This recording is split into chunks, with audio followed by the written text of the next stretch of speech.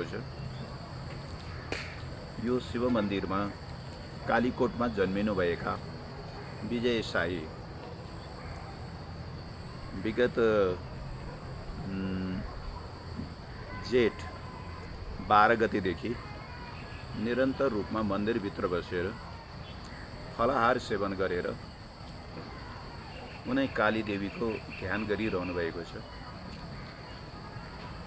र उहाँ नेपाल लगायत अन्य देशहरूमा पनि विजय साई नामबाट प्राय सबैसँग परिचित हुनुहुन्छ युट्युब मार्फत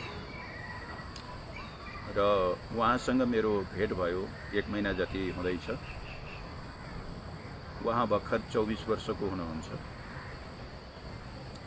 उहाँले ध्यान गर्नुको मुख्य उद्देश्य के हो भनेर म अहिले त्यतिकै त भन्न सक्दिनँ, किनकि मैले विजय साईसँग त्यति राम्रो सत्संग गर्न पाएको छैन। जब उहाँ यहाँ प्रवेश गर्नुभयो, मलाई ध्यान गर्नको लागि यो ठाउँ दिनुहोस् भन्नुभयो र मैले योग्य पात्र देखि र यो शिव मन्दिरमा ध्यान गर्नको लागि उहाँलाई मैले ध्यानको लागि ठाउँ दिएको हो। नभन्दै उहाँले आज करिब 1 महिना भइसक्यो निरन्तर रूपमा ध्यानमा मग्न हुनुहुन्छ। त्यसरी ध्यानमा बसेको देख्दा मलाई पनि खुसी लागेको छ र यहाँ वरिपरिका जति पनि हाम्रा छरछिमेकी हुनुहुन्छ आउनुहुन्छ, उहाँलाई माया गर्नुहुन्छ, आफ्नो लक्ष्यलाई पूर्ण गर्नुहुन्छ जुन दिन।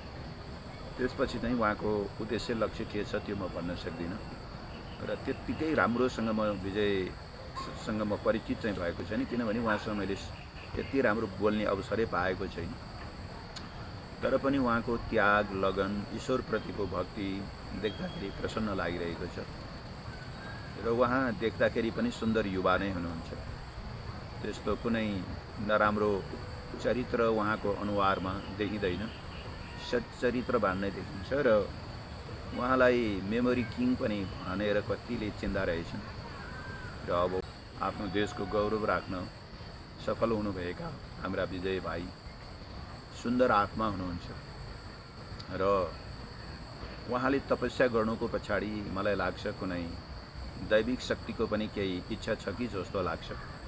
उहाँको आफ्नो मनका आफ्नो स्तरहरू छन्। उहाँको अन्तस्करणमा अथवा कुनै दैवी शक्तिले पनि उहाँलाई अगाडि बढाउन खोजेको हो कि जस्तो पनि मलाई भान लागेको छ, किनकि उहाँको यो एक प्रकारको तपस्या देखेर र उहाँ त्यति धेरै पनि खाएको देख्दिनँ। आफ्नो लक्ष्यलाई पूर्ण गर्नुहुन्छ जुन दिन। त्यसपछि चाहिँ उहाँको उद्देश्य लक्ष्य के छ त्यो म भन्न सक्दिनँ र त्यत्तिकै राम्रोसँग म विजयसँग म परिचित चाहिँ भएको छैन, किनभने उहाँसँग मैले त्यति राम्रो बोल्ने अवसरै पाएको छैन। तर पनि उहाँको त्याग, लगन, ईश्वरप्रतिको भक्ति देख्दाखेरि प्रसन्न लागिरहेको छ र उहाँ देख्दाखेरि पनि सुन्दर युवा नै हुनुहुन्छ। त्यस्तो कुनै नराम्रो चरित्र उहाँको अनुहारमा देखिँदैन, सच्चरित्रवान नै देखिन्छ र उहाँलाई मेमोरी किङ पनि भनेर कतिले चिन्ता रहेछन् र अब उहाँ मेमोरी किङ हो या होइन